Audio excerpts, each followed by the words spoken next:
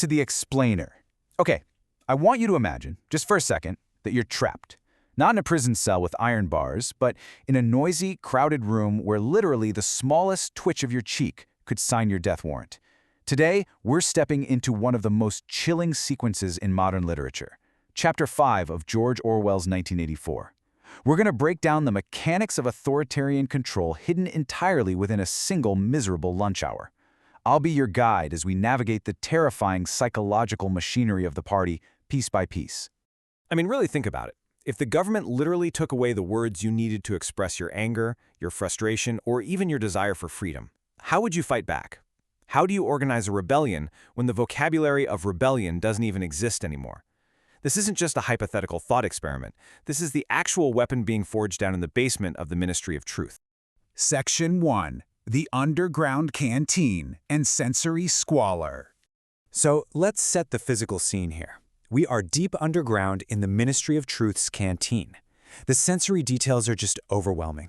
The noise in this low-ceilinged room is absolutely deafening. The air is thick, like you could cut it with a knife, with the steam of sour cabbage and cheap, spongy food. It's an environment of total sensory degradation, completely designed to wear down the human spirit. There's no comfort here, just physical exhaustion. And cutting right through that awful smell of sour stew is the heavy, metallic scent of Victory Gin.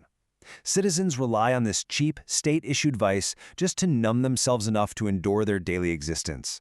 But while they have gin, they have absolutely nothing else. Early in the lunch, our protagonist Winston Smith is asked for a spare razor blade. He lies and says he doesn't have one, even though he's been hoarding a single blade for 6 whole weeks. It's incredibly ironic, right? This constant shortage of basic, everyday items totally exposes the failure of Oceania's command economy, despite the party's endless claims of glorious industrial triumph. Section 2. Destroying the English language, or lexical vandalism. Okay, let's dive into this. Here we run into Winston's coworker, Syme. Now, Syme isn't a friend. Actually, scratch that. The party completely abolished friendship. He's a comrade, and his chilling obsession is newspeak. Syme is working on the 11th edition of the Newspeak Dictionary, but as he so proudly tells Winston, his job isn't inventing new words, it's destroying hundreds of them every single day. He literally calls it cutting the language down to the bone. The goal here is absolutely terrifying. The party wants to narrow the range of human thought so drastically that thought crime, the act of even thinking a rebellious thought, becomes literally impossible. Now, what's really interesting about this is the literal shrinking of thought happening right in front of us. Seema argues that words like excellent or splendid are just useless waste. If you have the word good, why on earth do you need excellent? You just say plus good, or if you need to be emphatic, double plus good. Even bad is just replaced by ungood. By eliminating synonyms and antonyms, the party strips away all the nuance of human emotion and morality. It's so scary when you realize that if you don't have the words to formulate a critical concept, your mind simply cannot rebel. Section 3. The Perfect Party Citizen, the Anatomy of a Survivor. Now here's the crazy paradox about Syme. He is venomously orthodox. He even gloats to Winston about watching the public hanging of Eurasian prisoners, getting practically giddy, describing his sadistic delight at seeing their kicking legs and bright blue tongues. Yet, despite this horrifying loyalty, Syme is doomed. Why? Well, just look at the guy at the very next table making this harsh, rapid, clattering noise, kind of like the quacking of a duck. He isn't speaking with his brain. He's uttering party slogans in a state of pure unconsciousness. The party calls this duck speak, and it has a brilliant double meaning. Applied to an enemy, it means they're making mindless robotic noise. But applied to an ally, it's the highest form of praise. It means they are perfectly capable of reciting party doctrine automatically, without the dangerous intervention of conscious thought. And all of this leads Winston to this incredibly tragic mental prophecy. He knows he's doomed because he remembers too much. He knows the mysterious inter-party member O'Brien is doomed because he possesses quiet depth. And ironically, Syme is doomed because he's simply too intelligent. He sees the system too clearly and speaks way too plainly. But who survives? The duck speaker is safe. The unthinking, scuttling bureaucrats are safe. In this world, a saving stupidity is your ultimate bulletproof shield against the thought police. Take Parsons, for example. He's Winston's heavily built, perpetually sweaty neighbor who violently interrupts the intellectual tension of the lunch to ask for a hate week donation. Parsons is the exact physical and mental opposite of Syme. He's absolutely terrified of independent thought and unconditionally loyal. He's the ideal active citizen. But the most horrifying part, he actually boasts about his kids.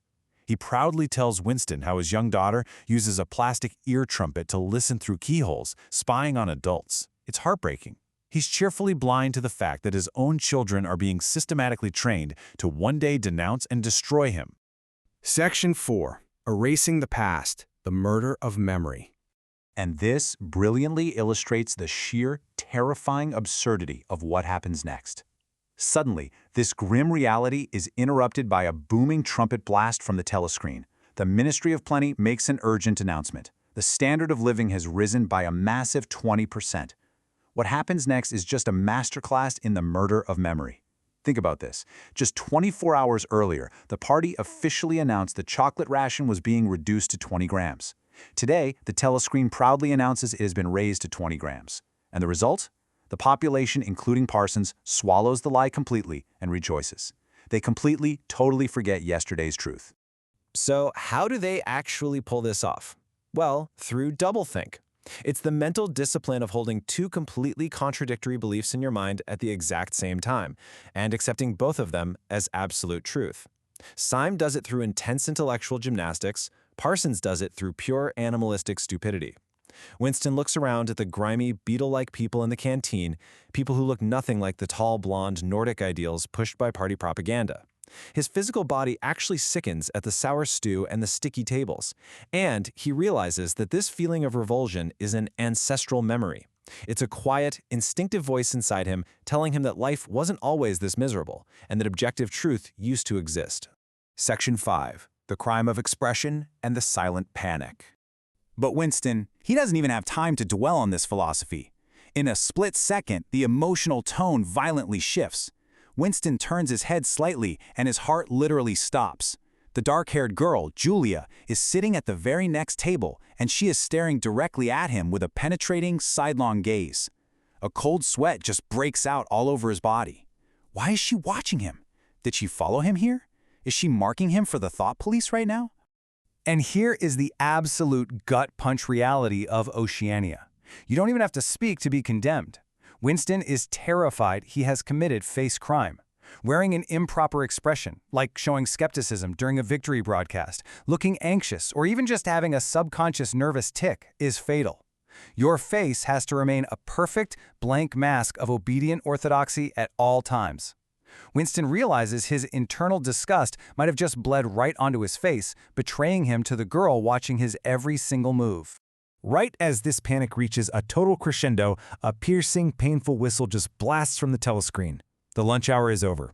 The temporary, miserable refuge of the canteen dissolves as Winston, Syme, and Parsons spring to their feet to rush back to the elevators. In his panicked, trembling haste, the precious, poorly packed tobacco spills right out of Winston's solitary, state-issued cigarette. He's left entirely empty-handed, marching back to his desk to continue rewriting history for a system that actively wants him dead. As we kind of pull away from this total nightmare of a lunch break, I just keep coming back to Syme's words. Orthodoxy means not thinking, not needing to think. Orthodoxy is unconsciousness. It's a completely terrifying concept, isn't it? That true loyalty to a system requires the absolute death of your conscious mind. So I'll leave you with this final thought. If an authority controls the records of the past and dictates the very language you use in the present, are you entirely sure your own reality hasn't already been rewritten? Think about that. Thanks for joining me for this explainer, and keep questioning the narrative.